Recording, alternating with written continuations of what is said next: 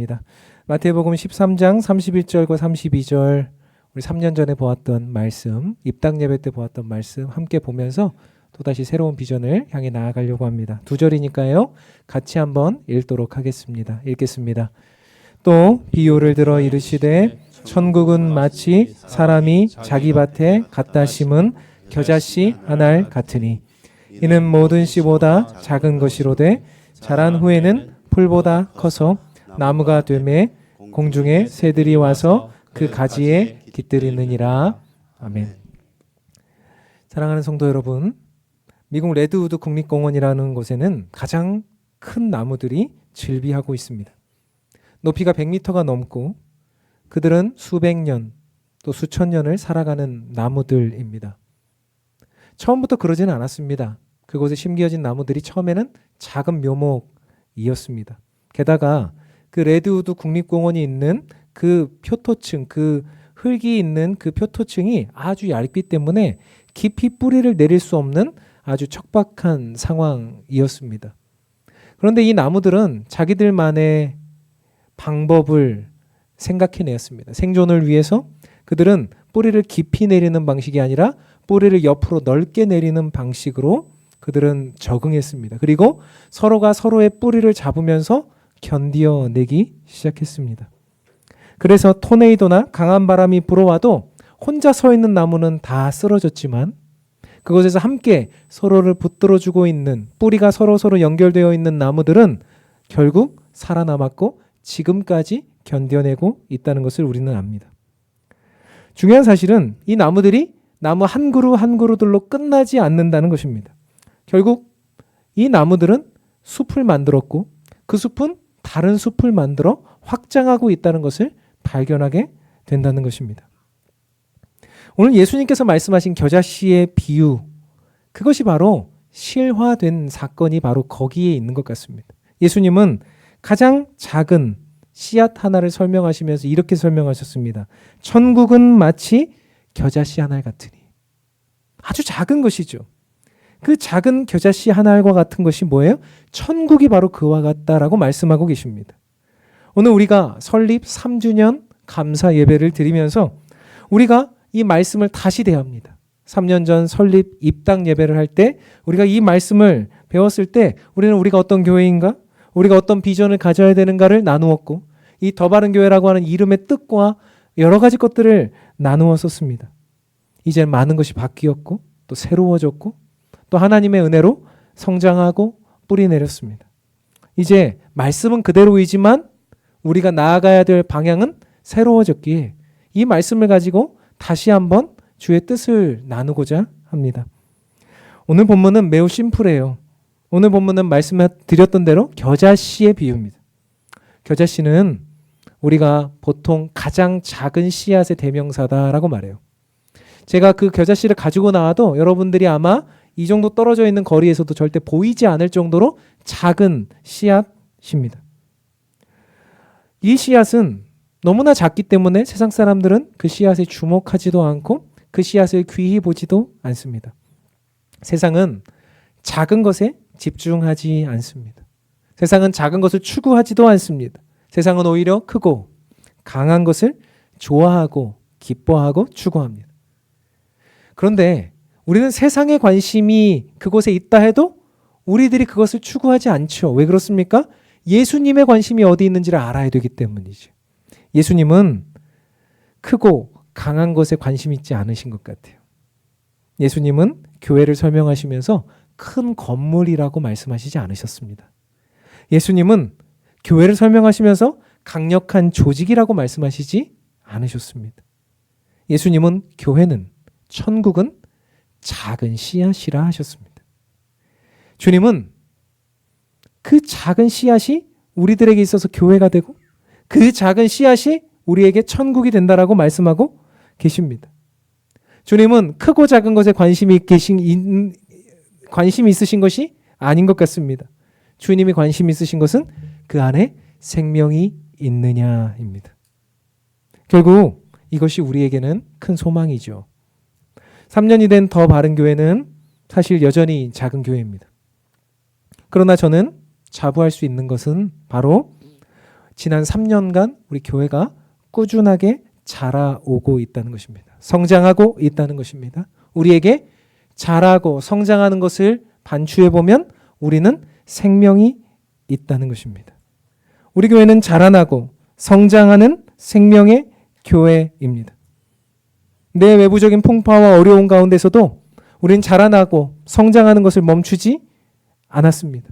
인간의 어떠함에 좌지우지되지 않았고 우리의 출발이 작고 연약했을지라도 하나님의 주권적인 은혜를 통해서 우리는 지금도 자라나고 있습니다. 성장하고 있습니다. 왜 그렇습니까?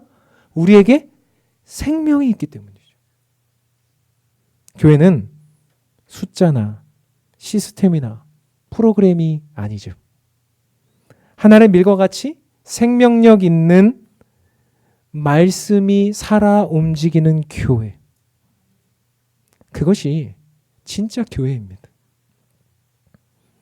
예수의 DNA, 예수의 생명을 가진 교회. 그 교회는 반드시 자라날 수밖에 없습니다. 고린도전서 3장에서 바울은 이렇게 고백해요. 나는 심었고 아볼로는 물을 주었으되 누가요? 오직 하나님께서 자라게 하셨나니.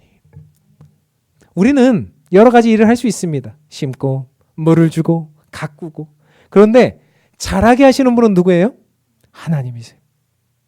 자라나는 것은 우리가 할 수 없어요. 생명이 있으면 자라나는 것인데 그 자라나는 것은 주님만 하실 수 있어요.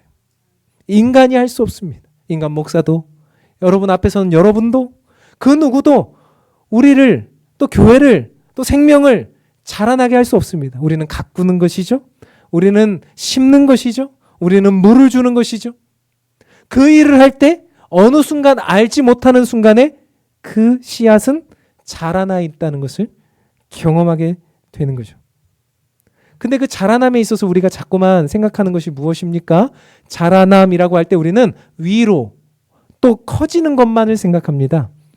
그런데 그게 아니더라고요. 제가 얼마 전에 밀농사를 하시는 분이 직접 운영하는 베이커리 카페에 간 적이 있습니다. 이름은 밀밭. 찾아보세요. 밀밭이라는 카페인데 여기는 그 옆에다가 밀밭이 쫙 있어요. 그래서 밀을 심어놓고 자기가 밀을 수확해가지고 그 밀을 저온창고에 넣어놓고 그걸 가지고 정말 밀가루를 만들어서 빵을 만드는 곳이었습니다. 이 주인분이요, 철학이 있는 분이더라고요.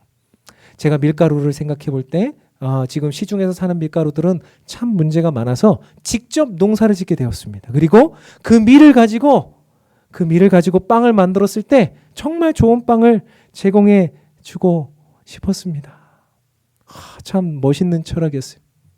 그분이 밀을 이제 수확할 때 밀은 동항기 작물이잖아요. 그래서 가을에 밀을 심는답니다. 가을에 밀을 심으면 밀을 심고 나서 얼마 자라지 않아서 겨울이 옵니다. 여러분 겨울이 오면 밀이 자라날까요? 안 자라날까요? 자라요. 위로 안 자라고 어디로 자랍니까? 뿌리로 뻗습니다. 이분이 그 말씀을 하시는 거예요. 밀이요 얼마나 강력한 생물이냐면요. 얼마나 강력한 작물이냐면 밀은 몽골이나 저 위에 있는 중국 끝에서도 자랍니다. 추운 나라에서도 자랍니다. 어떻게 자라느냐? 얘는 추울 때 뿌리를 밑으로 내립니다. 이 밑으로 내리는 것도 자라는 거잖아요. 그러면 얘가 어떻게 되냐면 봄이 오면 그 뿌리를 깊이 내린 밀은 봄이 오면 쑥쑥 자란다는 거예요. 저는 거기서 그렇구나. 결국 교회나 성도나 우리들의 인생도 그렇게 자라는 게 아닐까? 우리가 어려움이 오면 힘든 일이 있으면 때로는 움츠러드는 것 같고 자라나지 않는 것 같고 뭔가 모르게 그렇게 되는 것 같지만 우리도 그런 상황 속에서도 어떻게 되는 겁니까? 자라나고 있는 거죠. 교회가 위로만 또 성장하는 걸로만 보면 때로는 멈춰 있는 것 같은 느낌이 들 수도 있어요. 그러나 어쩌면 그것은 미리 뿌리를 내리는 시간과 같고 어쩌면 나무가 나이테를 형성하는 단단한 시간을 지내는 것과 같은 거죠. 미리 뿌리를 깊이 내릴수록 그것이 점점 높이 자랄 수 있는 것처럼 나무가 튼튼하게 나이테를 구성할 때 그 나무가 더 튼튼하게 자랄 수 있는 것처럼 어쩌면 교회 안에도 그런 어려움과 힘든 일이 있을 때, 겨울과 같은 시간들을 보낼 때 그건 역시도 저는 성장하는 것이라고 생각해요. 생명이 있기 때문에 도전이 있고, 생명이 있기 때문에 여러 가지 방해도 있고, 생명이 있기 때문에 앞으로 나아갈 수 있는 힘도 있는 것이고, 생명이 있기 때문에 여러 가지 일들이 일어나는 거죠. 아무 일도 일어나지 않는 곳은 어디예요? 공동묘지예요. 거기는 아무 일도 일어나지 않아요. 누구도 거기에는 말하는 사람이 없어요. 결국 중요한 것은 살아있느냐 아니냐. 하나님께서 겨자씨와 같은 우리 교회를 생명력을 주시고 지금까지 살아있게 하셨다고 저는 믿습니다. 우리는 그 말씀 안에 생명의 뿌리를 내리고 있습니까? 예수님께 붙어 있습니까? 그래서 우리는 위로도 자라고 옆으로도 자라고 뿌리도 자라고 끊임없이 그것을 성장시키며 나아가고 있습니까? 우리 현재 비전은 건강한 것입니다. 그 건강한 철학을 세우는 것입니다. 예수님의 말씀에 기초하고 그분을 예배하겠다라고 하는 그 철학과 신념 아래 우리는 모든 관점을 그곳으로 집중시켜 하나님 앞에 나아가는 것입니다. 그런 나무를 세우는 일이 너무나 중요한데 지난 3년간 우리는 그 일을 해왔고 앞으로 3년, 5년, 10년, 20년 그 일을 해나갈 것입니다. 그래서 생명력 있고 자라나고 성장하는 생명의 교회를 이루는 것을 소원합니다. 그렇다면 하나님께서 우리가 생명력 있는 것만을 가지고 우리를 착하다, 충성된 종아 이렇게 말씀하실 것인가 생각을 해보면 아닌 것 같아요. 거기서 하나님은 우리에게 생명을 주셨으니 무엇하라고 하시는 거예요? 이제 너희가 생명을 받았으면 뭐 해야 됩니까? 하나님 나라의 비전을 이루라고 말씀하시는 거죠. 그래서 우리가 더 나아가야 되는 겁니다. 우리가 생명 얻은 것에 만족하고 천국에 가는 것에 만족할 게 아니라 하나님은 이 땅에 하나님의 나라를 이루는 교회로 우리를 삼으신 거죠. 그래서 작은 씨앗들이 일어나서 뭐 하는 거예요? 이제는 나무가 되어 둥지를 이루는 비전을 주시는 거죠. 그래서 오늘 세 가지의 비전을 좀 살펴보려고 하는데요. 첫 번째 비전은 이렇습니다. 한번 같이 읽어볼까요? 시작. 튼튼해서 둥지를 이루는 교회.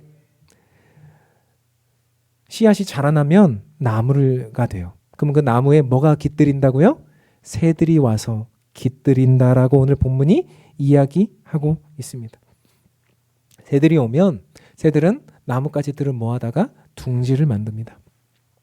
생명력 있는 새들, 생명력 있는 나무는 그곳에 둥지를 내어줘요. 이 둥지가 무엇일까 생각을 해봤는데 우리 교회 안에 이 둥지는 바로 다락방이고 소그룹이고 제자훈련이라 이런 생각을 했습니다. 하나님 앞에서 말씀을 배우고 말씀을 나누고 그리스도의 제자로 점점 성숙하는 것, 그것이 바로 다락방이요 소그룹이요 제자훈련이라는 생각을 했어요. 철이 철을 날카롭게 하듯이 우리의 모두의 인생 속에서 역사하시는 그리스도를 나누면서 우리는 말씀을 나누면서 나의 부족함도 알고 상대방을 위해서 기도하면서 그렇게 성숙하게 되는 길로 나아가는 거죠. 그래서 뭐가 필요합니까? 다락방이 필요하고 소그룹이 필요합니다. 더 훈련 받으려면 제자 훈련이 필요합니다. 교회는 그냥 동아리 모임이 아니에요. 교회는 세상적인 모임이 아니에요. 교회 와서 주식 얘기, 부동산 얘기, 자녀 얘기, 나 성공한 얘기, 내 직장 얘기 그런 거 하는 거 아니에요. 교회 와서는 들었던 말씀 그리고 그 말씀에 적용한 나의 삶 그것을 함께 나누면서 예수님이 나에게 이렇게 역사하셨다는 것을 나누고 함께하고 그리고 상대방이 어렵고 힘든 그 안에서 그 공동체를 이루면서 함께 그 둥지 안에서 서로가 편안함을 느껴야 되는 것입니다. 그렇게 편안함을 느끼고 이 안에 있을 때 우리는 기쁨과 감사를 느끼죠. 그래서 변질된 게 뭐예요? 너무 요 안에만 있다 보니까 이 안에서 생태계를 이루고 이 안에서 모든 걸 다 해결하다 보니까 어때요? 이제 세상으로 파송되지 못하는 그런 어려움도 경험하더라는 거예요. 끊임없이 교회 와라. 끊임없이 교회에서 뭔가를 해라. 끊임없이 평일에도 교회 와서 뭔가를 이루어라. 계속해서 교회에만 가두어 두려고 하는 교회는 저는 예수님이 기뻐하지 않는 교회라고 생각해요. 우리가 왜 둥지를 만들어가지고 회복하고 생명을 주고 편안함을 느끼게 합니까? 그 둥지에서 회복하고 충전하고 어디로 가야 돼요? 다시 하나님 나라를 이루기 위해서 세상 속으로 나아가야 되지 않겠습니까? 지난 수요일에 강사님 설교하셨는데 제가 거기 안에 동굴생물 박쥐 예화를 들어주시는데 제가 충격을 받았어요. 아, 그렇구나. 동굴에 사는 동물들이 있는데요. 동굴에 사는 동물들은 뭐가 태화됩니까? 깜깜해서 보이지 않기 때문에 눈이 태화됩니다. 귀도 먹어요.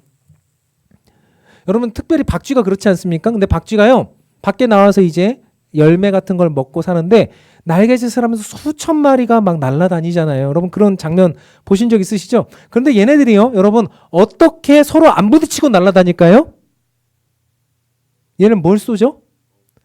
얘네들이 그 소리를 지르는 것처럼 막 하면서 거기서 초음파를 확 쏴요. 그러면 그것이 탁 나와서 얘가 거리를 잰다는 겁니다. 눈이 안 보이니까요. 귀도 안 들리니까요. 확 하면서 거기서 초음파를 쏴서 소리를 지르는 거죠. 걔도 확 쏴서 그거를 초음파를 가지고 거리를 재서 다녀요. 저는 너무 소름 돋게 그 모습이 우리 같았어요. 우리가 교회 안에 매번 머물러 있어요. 눈이 멀었어요. 귀가 먹었어요. 세상이 말하는 게 들리지가 않아요. 우리가 막 해서 외쳐도 사람들이 안 들려요. 동굴 안에서 우리끼리 너무 좋은 거예요. 우리끼리 잘 살고 있는 거예요. 그러나 우리가 세상에 나갔을 때 세상 사람들이 우리의 얘기를 듣고 싶어 하지 않아요. 우리를 혐오하게 돼요. 교회와 그리스도인들이 어려워졌어요. 다락방은 우리의 안식처이기도 하지만 우리가 힘을 얻어 세상으로 나아가야 될 충전소이기도 합니다. 충전을 하고 그 차를 주유소에 세워놓은 사람은 아무도 없어요. 충전하고 기름을 넣고 나면 어떻게 해야 됩니까? 신나게 달려봐야죠. 고속도로로 올라타야죠. 그래서 다른 지역으로 이동하고 그곳에서 뭔가를 해봐야죠. 기름 가득 넣어놓고 그 자리에 서 있으면 아무 일도 일어나지 않죠. 다락방은 그런 곳이라고 생각해요. 제자훈련도 마찬가지라고 생각해요. 소그룹은 그런 곳이에요. 예배도 마찬가지입니다. 우리가 이곳에 와서 정말 주님의 안식을 얻고 정말 튼튼한 둥지를 세우고 그곳에서 우리가 충전 얻고 우리가 안식을 얻고 우리가 여기서 머무르는 게 아니라 우리는 파송받아 세상으로 나아가서 하나님 나라를 세우는 것이 우리들의 비전입니다. 세상에 나가서 복음을 전하고 세상에 나가서 우리들의 이야기를 하고 세상에 나가서 세상 사람들에게 예수 그리스도를 전하고 그렇게 우리들의 인생을 세상 속에서 승부 봐야 되는 것, 그것이 우리들의 비전이라 이 얘기입니다. 그러려면 다락방도 그렇고 제자훈련도 그렇고 어때야 될까요? 안식처이기도 하지만 안식처이려면 어떻게 해야 돼요? 충전하려면 좀 더 성숙해져야 돼요. 내 이야기를 너무 많이 하기보다 상대방의 이야기를 더 들어줘야 돼요. 상대방이 조금 저 사람은 저렇게 이야기 안 해도 될 것 같은데 저런 얘기를 하지? 그래도 그것을 받아줘야 돼요. 그리고 그 모든 것에 질서와 권위를 따라 나아가야 돼요. 다락방은 그래야 돼요. 제자훈련도 그래야 됩니다. 우리의 소그룹이 다 그런 방식이어야 됩니다. 그곳에서 예수님의 말씀이 나누어지고 그곳에서 하나님의 역사가 나누어지고 그곳에서 간증되어지는 모든 일들이 주님의 덕을 세우는 일이어야 돼요. 사랑하는 성도 여러분, 우리 교회는 매 순간마다 서로서로에게 우리들의 이름이 불리어지면서 서로서로를 위해 기도해주는 교회가 맞습니까? 우리 교회는 서로서로 기도하면서 그들의 삶을 안타까워하며 눈물을 흘리는 교회가 맞습니까? 신앙이 자라나고 있는 교회가 맞습니까? 제가 매일매일 나와서 요 앞에서 기도하고 이제 업무를 시작하는데 매일매일 나와서 여기서 기도할 때마다 여러분들의 이름을 불러요. 여러분들의 기도 제목을 가지고 이름을 불러요. 그때 때로는 눈물 날 때도 있고 때로는 안타까울 때도 있고 때로는 여러 가지 마음이 들 때가 있어요. 사랑하는 성도 여러분, 우리는 그런 교회가 맞습니까? 주님께서 튼튼해서 둥지를 이루는 교회로 우리를 세우셨다면 우리는 이제 그런 교회를 함께 꿈꾸며 나아가기를 주님의 이름으로 축원합니다.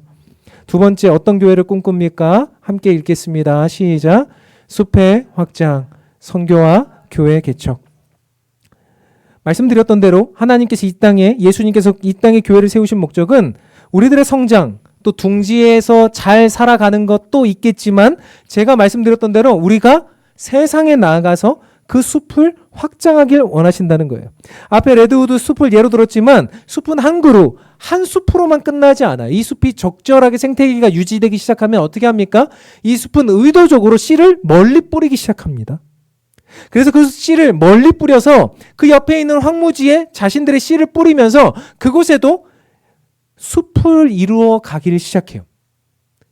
그래서 이 숲들이 하나 생기고 나면 그 생태계들이 점점점 확장해 가는 것들을 연구한 결과가 있다는 거예요. 하나님 나라도 그렇습니다. 건강한 교회는 언제나 밖으로 흘러가요. 우리들의 생명과 우리들의 에너지와 우리들의 모든 것을 밖으로 흘려보내는 것이 진짜 생명력 있는 교회라고 아주 오래전 초대교회 때부터 지금까지 말하고 있는 거죠. 초대교회는 건물이 없었잖아요. 초대교회는 성도들이 수없이 흩어져서 다녔습니다. 전 세계를 다녔어요. 그들은 가는 곳마다 교회를 세웠습니다.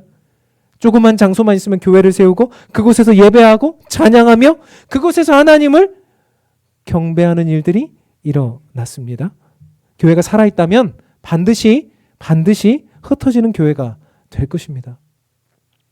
저는 감히 꿈꾸고 있어요. 이게 제 꿈인지 하나님의 꿈인지 시간이 지나면 여러분 다 아시게 될 거예요. 제 꿈이 아니길 바라면서 여러분과 함께 이 꿈을 나누고 싶은데 뭐냐면 저는 우리 교회와 또 장년 또 우리 청년 또 앞에 있는 청소년 아이들 모아서 우리가 어느 정도 수준의 이상의 규모가 되면 저는 우리 교회 파송하는 분립개척을 하고 싶어요. 예를 들어보겠습니다. 예를 들어서 300명의 장년이 있다고 우리가 생각을 할 때 하나님 앞에 교회의 10분의 1을 드리면 어떨까?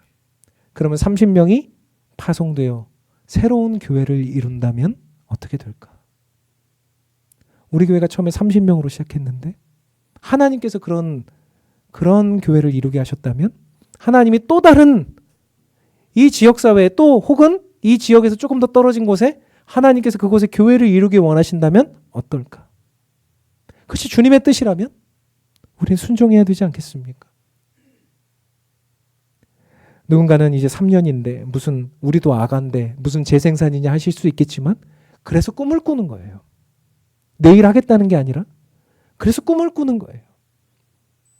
더 나아가서 선교사님들을 많이 섬기는 것이 저의 꿈이에요. 지금은 5분의 선교사님을 매달 자그마한 금액을 가지고 섬기고 있어요. 두 가지 다 늘어나야 되지 않겠습니까? 5명이 10명, 20명 더 늘어나야 되지 않겠습니까? 그리고 더 나아가서 우리 교회에서 파송하는 파송 선교사님도 일어나야 되지 않겠습니까? 이 작은 금액을 우리가 후원하는 것보다 조금씩 그분들이 조금은 여유가 있으실 수 있도록 우리가 좀 보내드려야 되지 않겠습니까? 더 나아가서 그분들이 한국에 들어오셨을 때 언제든지 머무르실 수 있는 우리 교회 설교로 오시고 우리 교회 방문하시고 함께 무언가를 나누실 때 우리가 함께 할 수 있는 선교관도 있으면 너무너무 좋겠다. 하나님께서 그 일들을 우리에게 허락하시지 않겠습니까? 저는 주님이 너무너무 기뻐하시는 이 두 가지 일을 확장하면서 하길 원해요. 주님은 교회 개척을 기뻐하시고요. 주님은 선교를 기뻐하세요. 이 땅에 우리만 배부르는 거 원치 않으시고 우리만 살찌는 거 기대하지 않으시고 주님은 오늘도 우리에게 더 확장해라. 더 멀리 퍼져나가라. 하나님 앞에 이 일을 하려고 할 때 주님이 기뻐하시면 저는 이루어 주시리라고 믿습니다. 하나님이 저와 우리 성도들과 또 우리가 아니라면 또 누군가를 통해서 하나님은 하나님의 뜻을 이루실 것이라고 믿습니다. 주님이 뭔가 기뻐하시는 일을 해야 또 예쁜 짓을 해야 뭔가 또 우리가 주님의 콩고물이라도 뭔가 떨어지지 않겠어요? 그럼 주님의 콩고물은 무시하지 마세요. 굉장히 큰 거예요. 예수님의 콩고물은 장난 아니에요. 그거라도 우리가 좀 하나님 앞에 구하면서 예수님, 우리 주님 정말 기뻐하시는 일을 하면서 이 교회를 섬겨나갈 때, 우리 생명력 있는 교회를 섬겨나갈 때 주님, 제가 그 일에 마중물이 되고 싶습니다. 제가 그 일에 작은 교자씨가 되고 싶습니다. 주님, 저를 사용하옵소서. 그것이 우리 교회 비전이 되면 어떻겠습니까? 세 번째 비전입니다. 읽겠습니다. 거목 아래 자라나는 묘목, 다음 세대를 생각하는 거예요. 여러분, 숲에 보면요, 큰 나무 밑에는 언제나 작은 나무들이 이렇게 여러 그루 심겨져 있는 것을 보게 돼요. 이게 교회의 미래인 거예요. 여러분, 큰 나무가 위에서부터 오는 직사광선을 막아주고 그 아래에 좋은 환경이 되게 만들어서 묘목들을 키워내는 거예요. 그래서 거목이 있는 교회들은 다음 세대들이 잘 되고요. 정말 어른들이 많은 교회들은 그 다음 세대들이 그곳에서 평안함과 기쁨을 누려요. 교회가 하나님 안에서 거목들이 많은 교회, 하나님 앞에 어른들이 많은 교회, 다음 세대들이 세워지는 교회라고 생각합니다. 우리 성도님들 어린 시절에 우리 전쟁 끝나고 나서 우리나라 산들이 다 황토산이었잖아요. 민둥산. 그런 산들이 많았을 때 어떻게 했습니까? 우리 어른들이 또 국가적으로 어떻게 했습니까? 나무를 심었어요. 식목일이 되면 나무를 심고, 무슨 일이 되면 나무를 심고, 봄이 되면 그것들을 했어요. 학교에서도 야, 나무 좀 가져와라. 그래가지고 나무 하나씩 이렇게 가져다가 애들이 심고 그랬어요. 그때 어른들이 야, 먹고 살기도 힘들어 죽겠는데 무슨 나무를 심냐 이렇게 말했다면, 그리고 사람들이 다 그렇게 했다면 지금 우리가 누리고 있는 이 온 산의 숲과 온 산의 나무들은 지금 구경을 못할 겁니다. 그때 어른들의 헌신과 희생이 있었기에, 그때 수많은 이들의 노력이 있었기에 지금 우리가 어디를 가나 대한민국은 산이 있고 나무가 있고 푸르름이 있는 거예요. 교회도 똑같습니다. 지금 우리 먹고 살기도 힘들어 죽겠는데 쟤네들한테 뭘 해줘? 뭘 기대해? 하고 아무것도 하지 않고 심지 않으면 10년 후, 20년 후에는 아무 일도 일어나지 않습니다.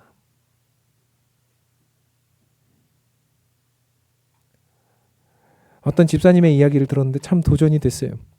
어떤 집사님 가정이 한 숲으로, 이 부산 근교에 있는 한 숲으로 이제 여행을 갔습니다.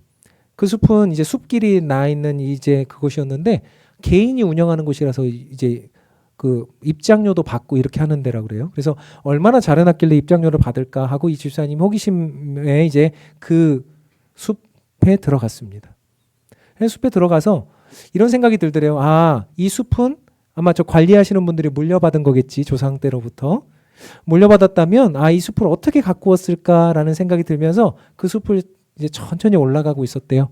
근데 올라가고 있었는데 저쪽에 보니까 제사를 드리던 흔적이 있고, 저쪽에 보니까 무슨 사당이 이렇게 되어 있고, 아, 그러면서 이 집사님 마음이 그런 거예요. 숲은 예쁘게 잘 꾸며놓고 후손들에게 그것을 잘 전수했는데 결국 우상 숭배하고 미신적인 것들을 물려줬구나.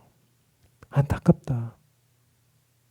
이곳에 더 훌륭한 것들을 많이 할 수 있었을 텐데 우상 숭배하고 미신과 또 세상적인 것들을 많이 물려줬구나. 안타깝다. 우리가 우리의 다음 세대들에게 말이죠. 무엇을 물려줘야 됩니까? 세상적인 가치관? 아니면 우상 숭배? 아니면 미신? 아직도 문지방 밟지 말라고 이런 분들 안 계시죠? 손톱 밤에 깎지 마라. 피리 불지 마라. 뱀 나온다. 어디 장례식 갔다 오면 소금 뿌리고. 그런 거 우리 아이들한테 가르쳐주고 계신 거 아니죠? 어쩌면 우리 아이들에게 진짜 복음, 진짜 구원, 하나님 나라, 예배자로 사는 것, 찬송하는 것, 그들의 인생의 고귀한 가치, 너희들은 존재만으로도 소중해. 이런 가치 물려줘야 되지 않겠어요? 교회 안에 많은 목사님들이 한탄합니다. 우리 교회 10년 있다가 있을지 모르겠어. 그래서 그 목사님 그러시더라고요. 10년 있다가 아무도 없으면 나도 뭐 그냥 교회 그냥 뭐 문 닫아야죠. 너무 안타까운 이야기 아닙니까? 우리 다음 세대들에게 복음을 전파하고, 저는 유초동부, 중고등부, 청년부를 넘어 30대, 40대도 다음 세대라고 믿고 생각하고 그렇게 하고 있어요. 이제 젊은 부부들에게도 신앙적인 교육이 절대적으로 필요해요. 이제 이 30대, 40대의 세대가 없어가지고 이제 허리가 끊어져가지고 이제는 어찌할 바를 모르고 교회들이 다 지금 힘들어지고 있어요. 사랑하는 성도 여러분, 우리 교회, 우리에게 나무 교회의 정체성을 줬다면 우린 생명력 있게 자라가야 됩니다. 그리고 그 자라나는 것이 나만 자라는 게 아니라 우리가 거목으로 자라나면서부터 우리 아이들에게, 우리 묘목들에게 생명과 그들에게 소망과 진리를 흘려보내줄 수 있는 그런 우리가 되어야 될 것입니다. 사랑하는 성도 여러분, 결론을 맺으려고 합니다. 많은 이야기들을 나눴지만 결론은 하나예요.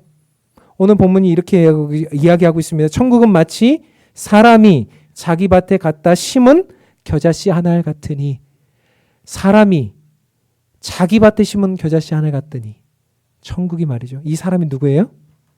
예수님이세요. 예수님이 우리를 여기서 심었어요. 생명력 있게 만드셨어요. 우리가 잘하고 있어요.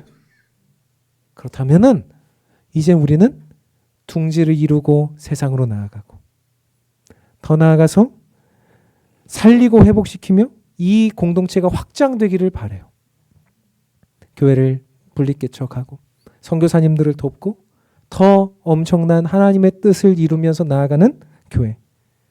더 나아가 마지막으로 다음 세대라는 묘목을 키우고 세우길 원하는 교회. 비록 3년밖에 안 된 교회지만 저는 우리 교회 안에 그런 일들이 지금도 일어나고 있다고 믿습니다. 어떤 분의 고백이에요. 우리 교회 안에 어떤 분이 새로 오셨는데 저는 이 교회에서 하나님이 어떤 분이시라는 것을 깨달았고 점점 더 알아가고 있습니다. 하나님이 저를 사랑하신다는 것을 깨달았고 인생의 방향을 발견했습니다. 우리 교회의 어떤 성도의 고백이에요. 이것이 하나님께서 우리를 중간고사 보게 하셨는데 그 안에 답지를 쓰게 하신 내용이라고 생각합니다. 사랑하는 성도 여러분, 꿈꾸지 않으면 사는 게 아니죠.